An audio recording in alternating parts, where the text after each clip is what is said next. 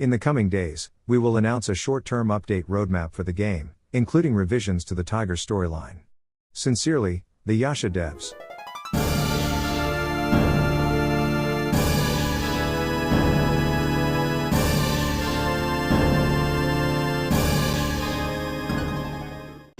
Okay, so a thing happened.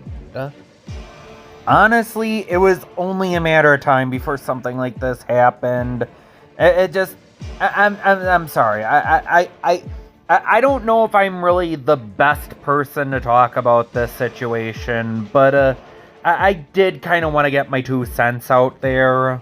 Like with all the stuff like Black Myth Wukong, or Warriors Eternal, or Towerborne, or Wendigo Blue, or all the stuff where furries are the villains.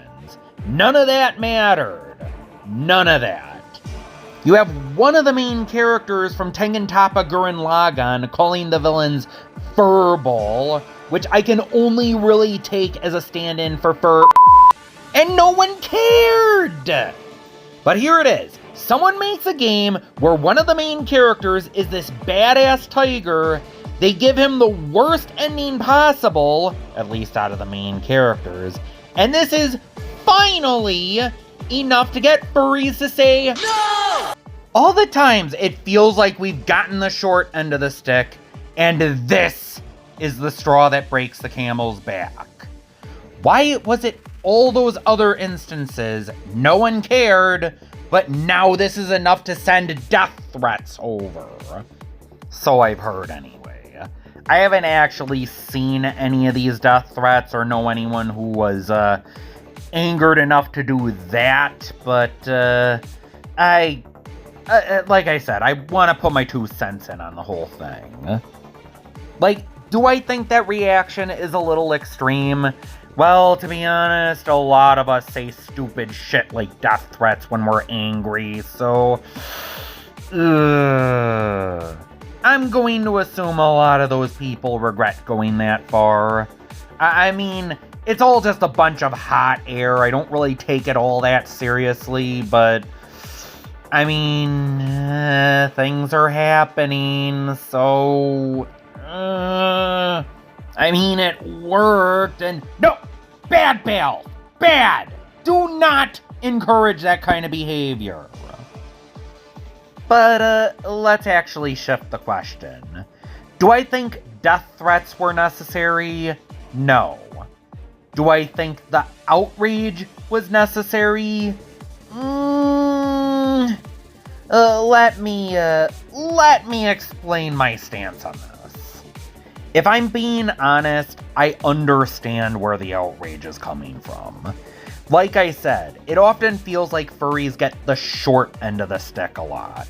I mean, take Genshin Impact, for example. They introduced a whole race of furry characters just to add one more human to the roster. Apparently, they do not want my money if they are that adamant against adding furry characters. Unfortunately, most people who make high fantasy stories don't want to add them either. So there's not a lot of characters for furries to connect with. Seriously, Gendy, you can add a cold, unfeeling machine to your roster of heroes, yet the obvious furry character needs to be a villain. You could add a robot to the heroes, you could add a pointy-eared human to the heroes, but you couldn't add an anthro character. Instead, you have this furry fox girl as one of the main villains of your story. I am sorry, but there is no way I can't take this as insulting. And unfortunately, this is really common, especially in anime games where, yeah, they'll add robots to the main characters, but not furries. God forbid. To be fair, furry characters are becoming a little more common in these kind of pieces of media. A little more. That being said, even when a game does add furry characters, they're usually very weak compared to the generic anime lollies and waifus. Are Ben or Von Lycon any good in Zenless Zone Zero? I don't know, because the game's not compatible with my phone. But judging by other gacha games, I'm gonna go out on a limb and say they're probably pretty low tier. Then again, I haven't played the game, I haven't looked up tier lists, and I kinda actively avoid looking up tier lists when I can. But anyway, here's the problem. Even when they do have furry characters, it's usually not in an action-oriented game. I mean, Zenless Zone Zero obviously is an exception, but beyond that, it's like RPGs and turn-based combat and yada yada yada. Rarely do we get an action game with an animal playable character like this. Furries want to savor every chance they get. It's understandable. And yeah, I know what you're thinking. Does their life revolve around furries and whatnot? Well, no, but that's not the point. I've said it before, and I'll say it once more. Not everyone connects with humans very easily. I don't care how much you tell me this is a mental illness. I don't. In real life, yes, I care about the people around me. I care about my friends and family and whatnot. But in a piece of media, I have a really hard time connecting with a human character without some sort of non-human connection. A lot of furries are the same way. They need an animal connection in their character. It's understandable. Animals are awesome.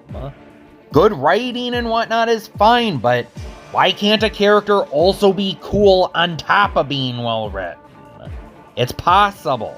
I mean, why do people seem to think it's not? And beyond that, you can still make an animal or an anthro have relatable struggles. They don't need to look like humans in order for people to relate to them. And like I said, furries have an easier time relating to non-human or animal characters. Yeah, furries are a small minority and whatnot, yada yada yada. We're really not that small. There's about a couple million of us. But anyway, enough meandering. Let's just get to the point I'm trying to make. Along comes a game called Yasha, Legend of the Demon Blade. One of the main characters happens to be this badass anthro tiger. And for a supposed niche character, this guy ended up drawing a lot of attention, not just from furries, but in general. This guy was the most popular character in this game. So how did they end his story? Oh yeah, with a quote-unquote noble sacrifice, while the two generic anime waifus get happy endings. Yep, the two characters based on archetypes that hundreds of other games are pandering to, those two characters get happy endings. But the niche furry character, he fucking dies. And just like with pieces of media who think they need to add robot characters to their main characters, but won't add furries, and if they do add them, make them weak and unlikable, this is another common cliche. The furry character fucking dies. Leomon, Blade, Battle Beast, the list goes on. Frankly, I've grown to have a paranoia for these kind of characters. Like, oftentimes I will see a character like that in a piece of media, standing out among all the human characters, and I will be worried that that character is marked for death because it feels like that happens way more often than it should. And as such, I can see where the outrage comes from. A lot of furries feel like they've gotten the FU way too many times. By this point, furries are just kinda sick of it. Like, it just can't a story just finally give us something to like have one character that actually caters to us without just pulling the yippin' hell on us? Ugh. I get it. I really understand the outrage. I'm not gonna make death threats, at least not in the right mind, but I do understand the outrage. outrage. I do understand how it feels like we've gotten the short end of the stick so often. Even if I don't necessarily agree with the volume of the outrage, I do agree with it to an extent. And if this is any indication, they listened. They heard the outrage. They heard the pain. And I mean, great. I don't know. I mean, I do feel kind of bad for the devs, what happened, and just the whole controversy surrounding this character, but I am still glad that if this is any indication, we might actually get a better ending for this character, because I'm being honest, I was kind of hurt when I heard about this ending. This was on my wish list. This game was on my wish list. I'm always looking for action games with non-human and anthro protagonists. But when I heard about that ending, I took it right off my wish list. I don't want to play the game just to see that ending. Yeah, I know, sympathizing with the horrible whining furries and whatnot, but I'm sorry, I'm speaking honestly. I am being honest about how this ending really made me feel inside.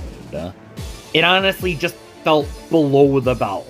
Seeing the other two characters, when so many other games cater to people who like those characters, get happy endings, and then here's this one game that actually has a furry character, and then they give us that ending. When we don't get nearly the same amount of action games.